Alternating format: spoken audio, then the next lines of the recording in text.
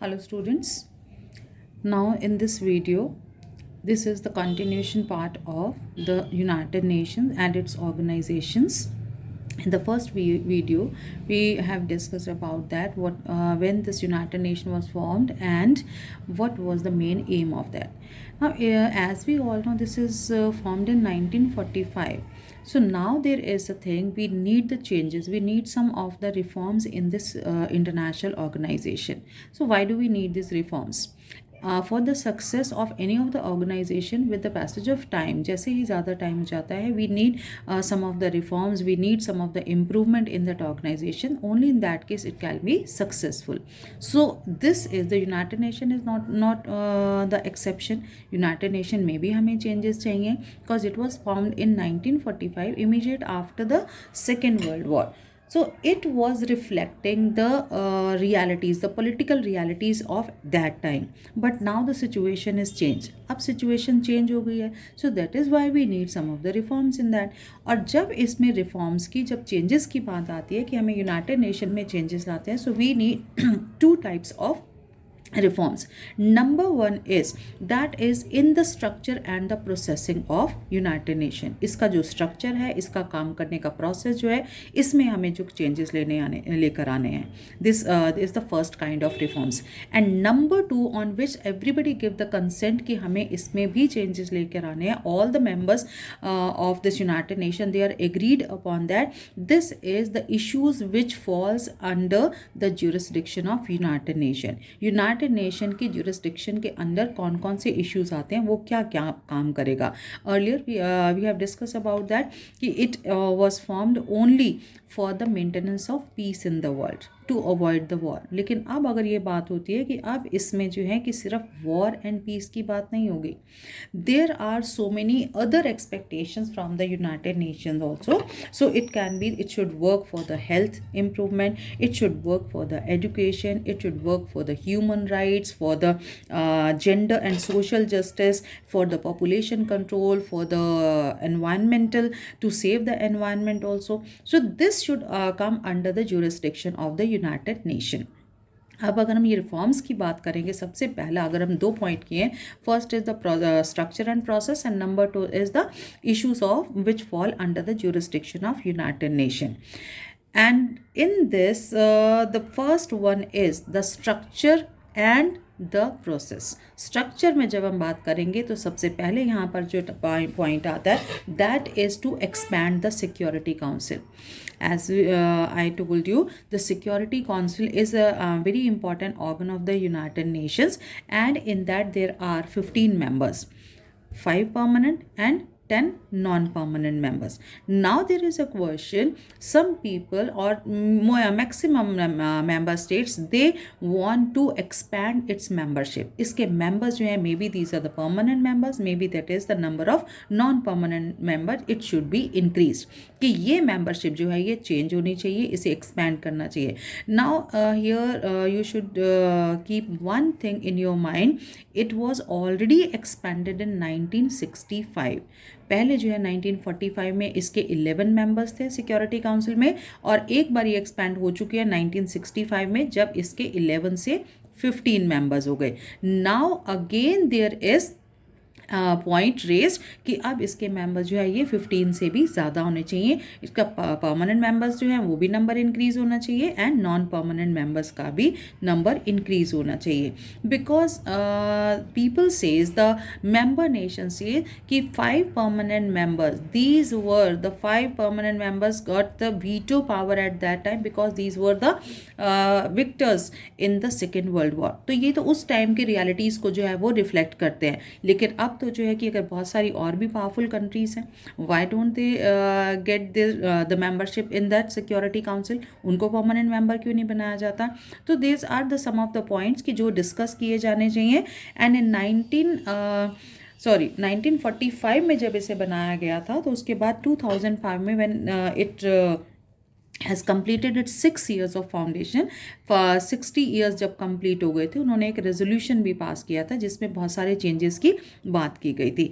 और ये भी कहा गया कि मीन्स पहले जब ये बनाया गया था यूनाइटेड नेशन, उस टाइम तो कोल्ड वॉर चल रही थी. क्या अब तो कोल्ड वॉर भी नहीं है। So United States and Soviet Union के पहले जो थे ये these were the rivals, but now who is the successor of USSR, that is Russia. इनके बीच में अच्छे रिलेशंस हैं and the relations in the world politics they are also change. तो इन सब से रिलेटेड हमें जो है कि हमारी जो ये यूनाइटेड नेशन, ये हमारी ऑर्गेनाइजेशन जो वर्ल्ड बॉडी है, इसे भी हमारी आज की जो वर्ल्ड पॉलिटिक्स है वो रिफ्लेक्ट होनी चाहिए। So that is why it need the reforms. अब यहाँ पर क्वेश्चन आता है कि अगर हमने कोई परमानेंट मेंबर इसमें ऐड करना है तो उस परमानेंट मेंबर को ऐड करने के लिए क्राइटेरिया क्या होना चाहिए, which criteria can be there to make a member as a permanent member of security council। तो ये सजेस्ट किया जाता है, these are the suggestions only। तो ये सबसे पहले तो ये कि it should be major economic power, ये बहुत बड़ी इकोनॉमिक पावर होना चाहिए। It should also be a major military power and substantial contributor to the United Nations budget। उसके बजट में जो है कि ये substantially जो contribute करता रहा हो। And this country, this nation should be big in terms of the population। and last, this nation that respect democracy and human rights, क्योंकि ये जो टाइम है इस टाइम से everybody need the democratic government। तो democracy और human rights को respect करने वाला ये nation होना चाहिए। इस तरह से जो है कि ये मेंबर यहाँ पर बनाया जाएगा as a permanent member. And that country which could come the council more representative to the world's diversity. अब ये जो है कि वर्ल्ड की डाइवर्सिटी को भी ये रिप्रेजेंट करे, ऐसा मेंबर जो है हम इसमें ऐड करेंगे as a permanent member. So on this basis India, अगर हम इंडिया की बात करें, India herself wants to be the permanent member. India जो है वो भी अपने आप को परमानेंट मेंबर में ऐड कराना चाहता है। अब किस तरह से, as a citizen of India we should also say कि हाँ जी इंडिया को परमानेंट मेंबरशिप मिलनी चाहिए। क्यों? अगर यहाँ पर परमानेंट मेंबरशिप मिलती है इन दैट इंटरनेशनल बॉडी तो ऑटोमेटिकली हमारा जो इंटरनेशनल लेवल पर हमारा जो स्टेटस होगा वो तो रेज हो ही जाएगा, राइज होगा। तो ये हमारे लिए बहुत इंपॉर्टेंट होगा। तो ये जो सजेशंस दिए गए, जो क्राइटेरिया विच इज़ गिवन, कि ये सजेशन दिया गया कि इस बेस पर हम किसी कंट्री को परमानेंट मेंबर बना सकते हैं। So if there is a major economic power, yes India is a developing country and it is a big economic power also. Military power भी हमारी जो है ये भी बहुत अच्छी है। एंड इंडिया कभी भी जो है कि ये यूएन की पेमेंट्स में कभी भी फेल नहीं हुआ है, ये इसे सब्सटेंशियल कॉन्ट्रीब्यूटर तो यूएन बजट भी है। And in terms of population वो तो हम सबको पता है कि this is the second largest populace country in the world. तो इस बेस पर भी इंडिया को मेंबरशिप मिल सकती है। And they is democracy human right. Democracy and human right की बात करेंगे तो we also respect in our country human rights भी हैं। और इसके साथ ही ये हमारी जो कंट्री है India is the largest democracy in the world. तो इन सारे क्राइटेरियाज के अकॉर्डिंग हम अपने इसे पूरा करते हैं और India can be a permanent member in the security council. अब यहाँ पर सिक्योरिटी काउंसिल के साथ साथ हमें भी होगा कि इसके जितने भी और जो those issues those fall into the jurisdiction of the United Nation, ये भी हमने कर लिया कि सिर्फ maintaining peace in the world या अवॉइड वॉर ही नहीं है, इसके साथ इसे एजुकेशन के लिए, इसके साथ इसे हेल्थ के लिए एंड ह्यूमन राइट्स के लिए, डेमोक्रेसी के लिए, इन सब चीज़ों में जो है कि यूनाइटेड नेशन को काम करना चाहिए। एंड ना is international terrorism also to save the environment. ये सारी चीज़ें हमें इसमें ऐड करनी है। That is means to make United Nation more relevant today's time for the today's world. अब इसमें अगर ये कहते हैं कि यहाँ कुछ लोग ये भी सजेस्ट करते हैं, सम मेंबर्स ऑल्सो सजेस्ट कि ये वीटो पावर जो है ये ख़त्म कर देनी चाहिए। Veto power which makes these permanent members very very powerful. ये वीटो पावर जो है इनको बहुत ज़्यादा पावरफुल बनाती है because it is a negative vote कि with this negative vote they become very powerful कि all the other 14 members in the security council they wants to take a decision but any one permanent member gives the negative vote, तो वो जो decision होगा वो with hold हो जाएगा या वो उस टाइम नहीं लिया जाएगा। तो ये जो है कि ये बहुत ज़्यादा पावरफुल बनाता है कि ये इससे जो है कि अगर वीटो पावर को ही ख़त्म कर दिया जाए तो परमानेंट मेंबर्स की ज़रूरत ही नहीं है कि उनकी पावर अपने आप ही ख़त्म हो जाएगी। लेकिन यहीं पर एक ये भी क्वेश्चन आता है कि अगर वीटो पावर नहीं होगी so maybe these countries will not be interested to be the member of United Nation. वो कहेंगे हमें इसकी मेंबरशिप ही नहीं चाहिए, बिकॉज ये तो जो मेंबरशिप है यूनाइटेड नेशन की, इसमें कोई बाउंडेड नहीं है, अपनी मर्जी से इसके मेंबर बनेंगे और कभी भी अपनी मर्जी से इसे हट भी सकते हैं। और अगर ये बिग पावर्स जो हैं ये इसमें मेंबर्स नहीं होंगे तो हो सकता है कि ये यूनाइटेड नेशन उतना ज़्यादा इफ़ेक्टिव ना हो। तो इस तरह से जो है कि ये सजेशंस आते रहते हैं, और इसके साथ ही रिफॉर्म्स तो हैं वो तो चाहिए ही चाहिए for the success of any of the world body. कोई भी ऑर्गेनाइजेशन जो है इसमें रिफॉर्म्स के बिना या चेंजेस के बिना नहीं चलती है, और इसलिए 1945 से अब तक जो है कि इसमें जो काफ़ी सारे चेंजेस जो वर्ल्ड में आए हैं, accordingly it should also reflect. तो बहुत सारे लोग ये भी कहते हैं कि this is now the United nation is irrelevant now, United Nations तो होना ही नहीं चाहिए।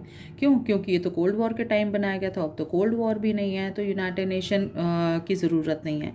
लेकिन ये भी एक क्वेश्चन आता है कि यूनाइटेड नेशन सिर्फ पीस मेंटेन करने का काम नहीं करता है, यूनाइटेड नेशन सिर्फ वॉर को रोकने का काम नहीं करता है। There are so many other expectations from the United Nation जो कि उसे वो पूरा कर रहा है, और इसके लिए हमें ये यूनाइटेड नेशन चाहिए ही चाहिए। यूनाइटेड नेशन जो है कि यहाँ पर इसके बिना अगर हम ये कहेंगे तो how can the 7 billion people in the world would live together without such an organization which is the United nation.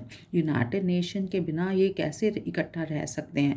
तो इसमें हर तरह का काम करने के लिए जो है यूनाइटेड नेशन को हमें एम्पावर करना है, and India has always supported United nation in this peace keeping forcing and any other work जहाँ पर भी ज़रूरत पड़े यूनाइटेड नेशन को इंडिया ने अपनी सर्विसेज ऑफर की हैं। India always supported to United Nation, respect to United Nation. और अब जो रिफॉर्म्स की बात हो रही है उसमें भी इंडिया हमेशा जो है वो चाहता है कि इसमें चेंजेस आने चाहिए। There should be the reforms in the United Nation to make it more relevant for the contemporary world. The United Nations and its organization is very important organization.